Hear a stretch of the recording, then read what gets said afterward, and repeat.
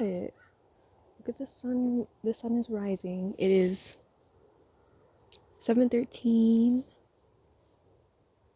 December 15th on a Sunday.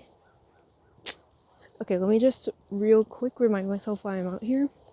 I'm out here to, one, not be depressed because because if I don't see the sun, I kind of get like, ooh. Two, exercise is very good.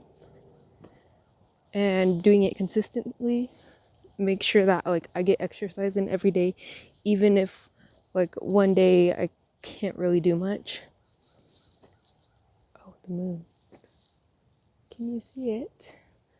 The moon on the camera is always like not that good. Anyways, three, I want to kind of get over the fear of people judging me, because I would come out here and no one would be out here and I'd be like, who's watching me? Who's watching me? Anyways, four, oh, to improve my articulation. And five, most important, to prove to myself that like consistency beats everything. Oh, my hands are cold. Okay,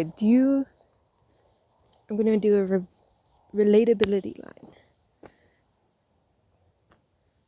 Do you constantly go around and white lie to people when they ever ask you about yourself?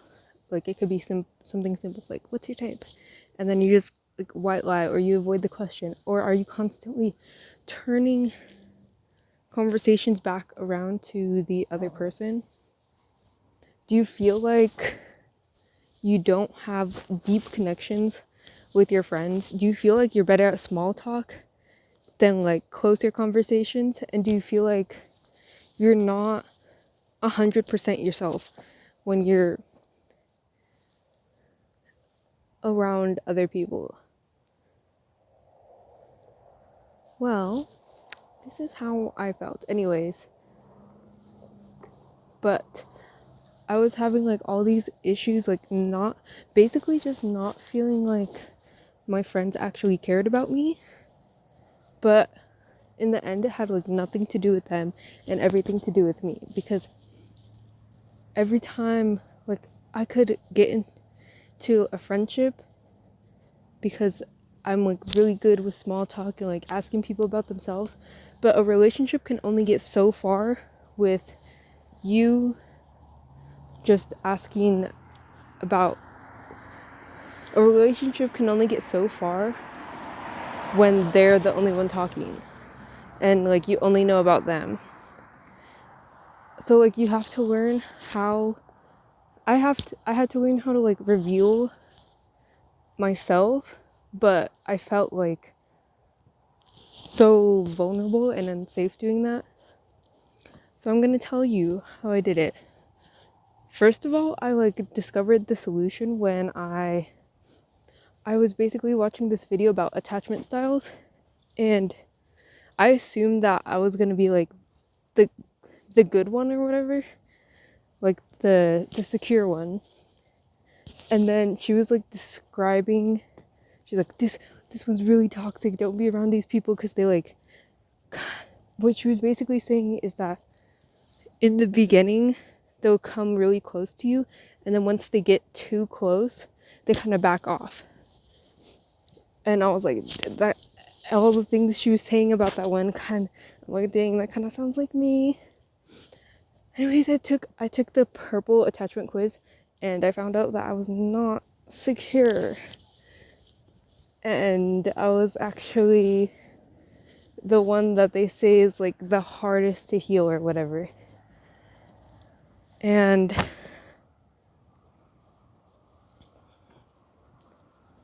I think for a couple of days I was kind of just like a little bit depressed, because I was like, I had always been telling myself like I was like, my friends would vent to me and I was like, oh, I'm the one with the good life, because I hate when people like pity themselves constantly. So like me, they would like be like, oh yeah, my parents are like so bad and this and this and this, and I was like, my parents are great and my life is good.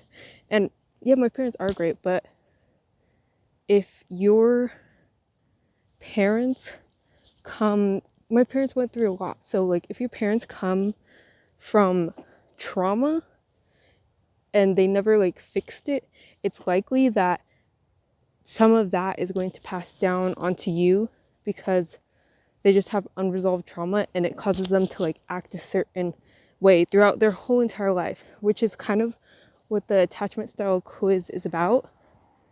And I just like found everything in like the little reading thing that comes like after a quiz, you know.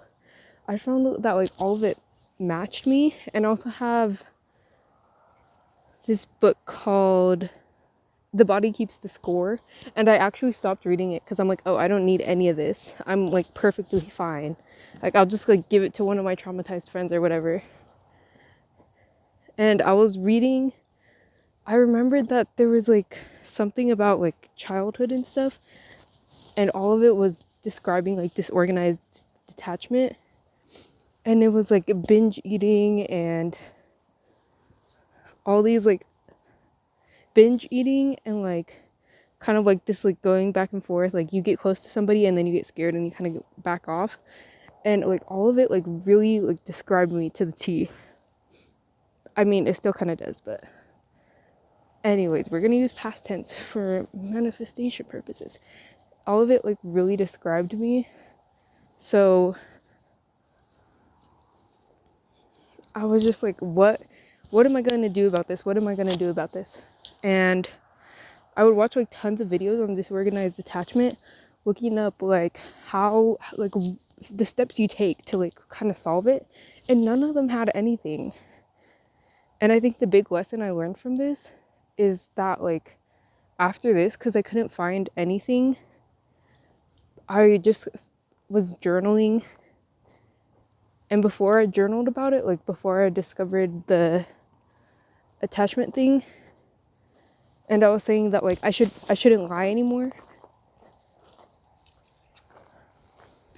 And then like journaling about it this time, I just had like it just gives you such a deeper understanding of yourself and the things that you do, and you'll be surprised by like if you get like one of them that's not secure, you'll be surprised how much like they say kind of like, oh, disorganized attachment people tend to do this, and you're like, that's like really me. And one thing, it was like kind of, it really helps to know the root of the problem. And then once you find the root, I like journaled about it, and the 3 things that I've been trying to do is, 1, I promise myself like I will not lie, especially when it's like talking about myself, because I think that's like part of the root of the problem, is just that I don't tell the truth. So instead, just like be uncomfortable and like say a little bit about yourself, even if it's just like, even if it doesn't go into much detail. Nothing has to be perfect, you know, just like say it a little bit, but whatever you do, don't lie and don't like avoid the question. So that was the first thing. Second thing is asking for favors,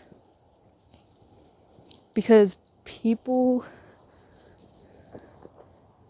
typically people with disorganized attachment tend to like, they were raised to be like very independent, and then it feels like really uncomfortable asking for favors, and you don't like believe that you deserve favors. So that was the second one, like just asking for little things like, hey, do you have a pencil?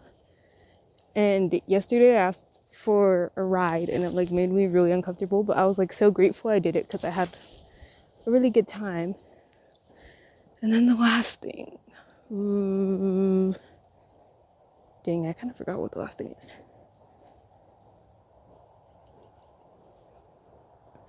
Give me a minute. The last thing, I think it was something about don't lie, ask for favors. I low-key forgot what the last thing is. But the biggest one for me that I've been doing is like just not lying. And then you realize that you can say things about yourself, and people like, they don't judge you.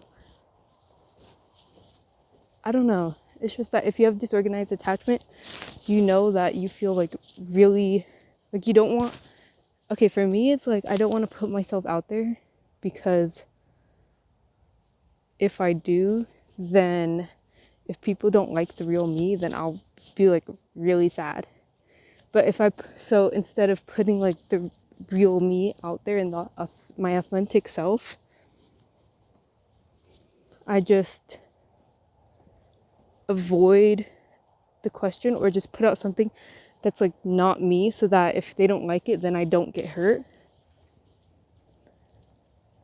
But you kind of have to push yourself to do it. Anyways, the thing that I learned with this is that a lot of times the answer is inside you, because there's like these like basic questions, like how do I don't know, like how do I build muscle or something, and then you can answer that with YouTube. But like deeper questions like this, you will not find answers anywhere. So you have to learn how to look inside of you, and your subconscious mind already knows everything. Anyways, that's what I wanted to say about disorganized attachment, and you should definitely take a quiz. And a lot of times I think people take it and they pity themselves, but just like give yourself a timeline to pity yourself. Like mine was like 2 days, and then I'm like, okay, I'm done. I have to like do something about this instead of just sitting there and being sad. I would say also be grateful, because like I know in the Bible it says pray for your enemies, and I know like your parents might not be your enemies, but if it's like really bad, they might. I think you should, okay, this kind of goes off topic, but you should forgive people.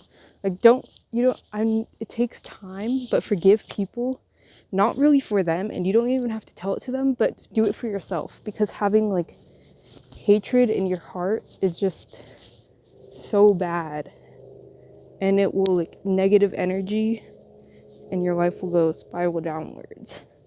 But if you forgive, then you have positive energy, high vibrations, life spirals upward.